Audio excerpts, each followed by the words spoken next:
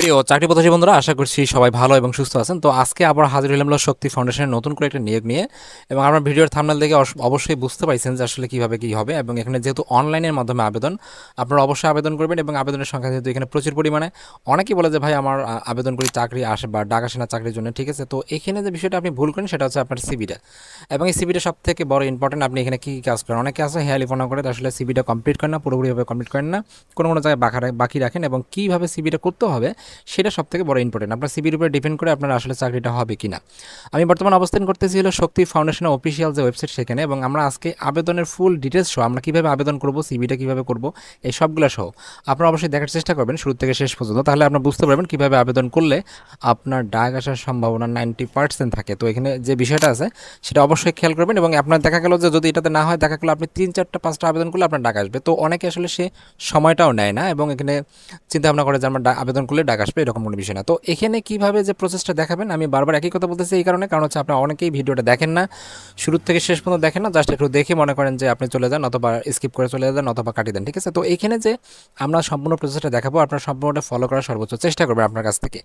আমি বর্তমানে অবস্থান করতেছিল শক্তি ফাউন্ডেশনের অফিসিয়াল যে ওয়েবসাইট, সেখান থেকে আমরা জাস্ট ক্যারিয়ার নামে অপশনটা আছে সেখানে ক্লিক করবো। সেখানে ক্লিক করলে আমাদের এরকম একটা অপশন আসবে এবং এখান থেকে আমরা জাস্ট দেখতে পারবো যে এখানে জব সার্কুলার নামে একটা অপশন আছে, আমরা এটা ডাউনলোড করে জুম করে দেখতে পারবো। তো আমরা সেই সার্কুলারটাকে শুরু থেকে শেষ পর্যন্ত দেখি, তারপরে যে বিষয়টা আছে আবেদনে সেটা আমরা প্রসেসটা দেখি, ঠিক আছে। এটা হচ্ছে আমাদের নিয়োগটা এবং তারা নিজেরাই বলছে যে আপনাকেই খুঁজছি আমরা, বিষয়টা বোঝেন। তারা কিন্তু আপনাকে খুঁজতেছে, অর্থাৎ যারা পারফেক্ট এটার জন্য তাদেরকে খুঁজতেছে। আপনাকে সিবি দিয়ে বোঝাইতে হবে যে আপনি পারফেক্ট। আপনার পরবর্তী হিসেবটা পরবর্তী কাছে কিন্তু সিবি দিয়ে আছে আবেদন ফর্মটা, সেটা দিয়ে আপনাকে বোঝাইতে হবে যে আপনি এইটার জন্যই পারফেক্ট। তাহলে আপনি বুঝতে পারবেন যে হ্যাঁ সব কিছু ঠিকঠাক আছে। যারা এখানে আবেদন করতে চাচ্ছেন মাইক্রো ফাইন্যান্স প্রোগ্রামে এমএফ যে পি আছে, তো সেখানে তো তারা এখানে বলছে যে মাইক্রো ফাইন্যান্স অফিসারে এখানে ন্যূনতম আপনাকে অনার্স অথবা ডিগ্রি পাস করলে আপনি এখানে আবেদন করতে পারবেন। বয়সের কথা বলছে সর্বনিম্ন 25 থেকে 35 বছরের মধ্যে বয়স থাকতে হবে। কোনো প্রকার অভিজ্ঞতার প্রয়োজন নেই। 1000 জন নেবে, বুঝতে পারতেছেন, এখানে 1000 জন নেবে একটা পোস্টেই। এবং এখানে তারা বলছে যে আপনাকে 7000 টাকা খাওয়া দাওয়া ফ্রি দিবে প্রশিক্ষণকালে। এবং পরবর্তীতে আপনি যখন থাকবেন তখন শিক্ষানবিশকালে আপনার বেতন হবে 22,500 টাকা। এবং আপনি যখন স্থায়ী হবেন তখন আপনার জন্য 27,500 টাকা। এছাড়াও আপনাকে মোবাইলের জন্য যে বিলটা আছে সেটা কিন্তু দেওয়া হবে আপনাকে 2500 টাকা। এবং এখানে যে বিষয় আছে অন্যান্যগুলো যেমন আছে সেই ভিত্তি অনুযায়ী এক্সট্রা অনুযায়ী ইনসেন্টিভ দেওয়া হবে 3000 টাকা এবং অন্য যে ইনসেন্টিভ আছে সেটা সাধারণভাবে দেওয়া হবে 2000 টাকা।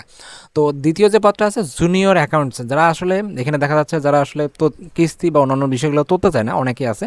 তো তাদের জন্য এখানে সেটা হচ্ছে যে 200 জন লোক নিয়ে দেবে। এখানে আপনি অবশ্যই বিজনেস থেকে অর্থাৎ বাণিজ্য বিভাগ থেকে আপনাকে পড়াশোনা করতে হবে আপনাকে, তাহলে আপনি এখানে আবেদন করতে পারবেন। তারা এখানে বলছে যে পূর্ণ অভিজ্ঞতার আবশ্যক নয়, কারো কারো যেটা আছে অর্থাৎ কেউ কেউ আছে যেটা যেটা দেখা গেল যে তাদের পূর্ণ অভিজ্ঞতা নাই, এক কথায় নতুন আছেন, তারাও কিন্তু এখানে আবেদন করতে পারবেন। এবং এখানে সবথেকে বিষয় আছে যারা কমার্সের স্টুডেন্ট আছে শুধুমাত্র তারা এখানে আবেদন করার সর্বোচ্চ চেষ্টা করবেন। তাহলে আপনি এখানে দেখা গেলো টাকার সম্ভাবনা বেশি থাকবে। এবং এখানে যে বেতনের সিস্টেমটা আছে সেটা হচ্ছে 21,000 এবং পরবর্তীতে 26,000। এবং যেটা প্রশিক্ষণ মাস থাকবে সেই মাসে 3 মাস থাকবে সেটা থাকবে 7,000 টাকা। এবং আপনার পরবর্তীতে যে বিভিন্ন অ্যালাউন্স আছে মাসিক অ্যালাউন্স সেটার জন্য আপনাকে 3,000 টাকা প্রাপ্য হবেন। ওকে, তারা এখানে সেকেন্ড যে প্রোগ্রামটা রাখছে সেটা হচ্ছে যে হেলথ প্রোগ্রাম। তো তারা এখানে মেডিকেল অ্যাসিস্ট্যান্ট হিসেবে রাখছে এবং যারা এখানে ম্যাথস বা অন্যান্য যে বিষয়গুলো আছে ডিপ্লোমা নিয়ে পড়ছে তারা এখানে আবেদন করতে পারবেন।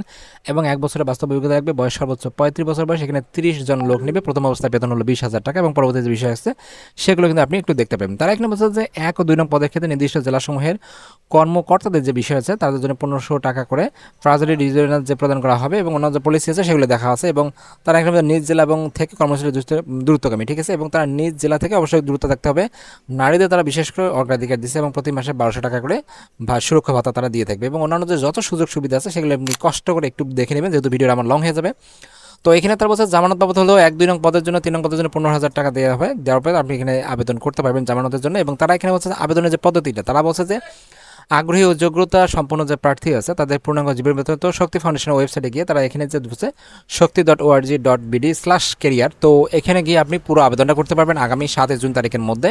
এবং এখানে যে প্রসেসটা আছে সেটা আমি আপনাদেরকে দেখাচ্ছি। তারা এখানে বলছে যে মোটরসাইকেল থাকলে ভালো এবং অন্যান্য যে অগ্রাধিকার আছে সেগুলো কিন্তু একটু কষ্ট করে পড়ে নেবেন। এখানে আপনার যে যেমন মনে ঋণ বিতরণ, ঋণ আদায়, সঞ্চয়, সবগুলো কিন্তু আপনার প্রতিটা নিয়োগে আমি কিন্তু বলে থাকি যে কাজগুলো কি সাধারণত হয়ে থাকে সেই বিষয়গুলো। তো এখন একটু আমি যে বিষয়টা বলবো সেটা হচ্ছে যে আপনাদের এখন বিষয়টা হচ্ছে যে কিভাবে আপনি ডাক আসার সম্ভাবনা বেশি থাকে। আপনার সিভিতে যে বিষয়টা করবেন, যারা আসলে এক্সপিরিয়েন্স নাই তারা একটা সিভিতে একটা এক্সপিরিয়েন্স অ্যাড করে দিবেন এবং সেটার জন্য একটা কম্পিউটারের দোকানে যে কোনো যাবেন এবং তারা সেখান থেকে একটা এক্সপিরিয়েন্স সার্টিফিকেট বানাবেন যে কোনো একটা সংস্থার নামে এবং সিগনেচার দিয়ে দিবেন। আপনাদের জন্য সুবিধা হবে যে আপনি এখানে এক্সপিরিয়েন্স সেইভাবে আসেন এবং সেখানে সিভিতে অবশ্যই আপনাকে একটা পূর্ণাঙ্গ এবং সঠিক সিভি তৈরি করতে হবে। এখানে যারা পারেন মানে এখানে পারছেন না আসলে তৈরি করতে, তারা অবশ্যই আমাকে একটু কমেন্টসে বলবেন, আমি আপনাদেরকে বোঝায় দেওয়ার সর্বোচ্চ চেষ্টা করব। অবশ্যই সেই সিভিটা কমপ্লিট করে তৈরি করে তারপরে আবেদনে যাবেন এবং এখানে পুরো ডিটেলস দেওয়ার সর্বমোট চেষ্টা করবেন।